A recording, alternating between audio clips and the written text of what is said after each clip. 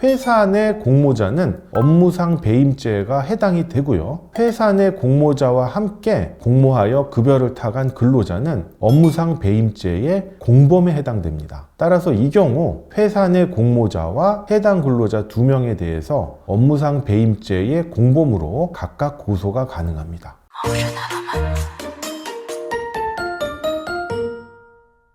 안녕하세요. 신탁의 신 오상민 변호사입니다.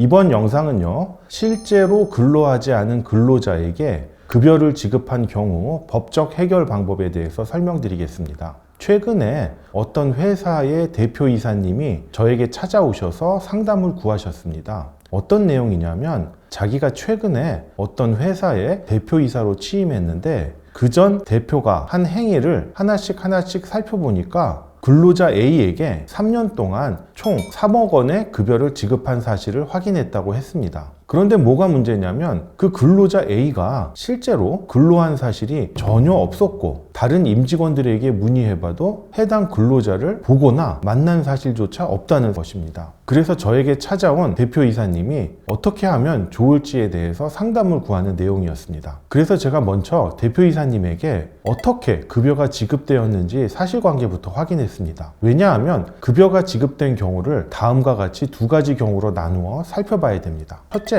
근로자가 단독으로 회사를 속여서 실제 근로하지 않았음에도 불구하고 근로한 것처럼 속여서 급여를 타간 경우인지, 둘째, 회사 내 임직원과 공모하여 해당 근로자가 급여를 타간 것인지에 따라서 그 법적 책임이 각각 달라지기 때문입니다. 이 경우에 해당 근로자에게 취할 수 있는 법적 방안은 총 3가지가 있습니다. 일단 첫째로 회사 내부 규정에 따른 인사적인 처리 절차로서 징계 절차를 밟으실 수가 있습니다. 그 다음에 2번째로 민사상 부당이득 반환 청구를 하실 수가 있습니다. 물론 이 경우에 회사 내에 공모자가 있는 경우라면 해당 공모자도 앞서 말씀드린 인사 규정에 따라 징계 절차를 밟으실 수가 있고요. 민사상 부당이득 반환 청구 내지는 불법 행위에 기한 손해배상 청구를 함께 진행할 수가 있습니다. 마지막 3번째는 형사상 고소인데요. 이 경우에는 각각의 경우에 따라 적용되는 죄책이 다릅니다. 첫 번째, 근로자가 단독으로 회사를 속여서 실제 근로하지 않았음에도 근로한 것처럼 회사를 속여 급여를 타간 경우에는요, 해당 근로자에게 사기죄로 형사 고소가 가능합니다. 이 경우 사기죄 고소에는요, 범죄 구성 요건으로서 사기죄 구성 요건의 4가지 요건이 모두 충족해야 됩니다. 일단 해당 근로자의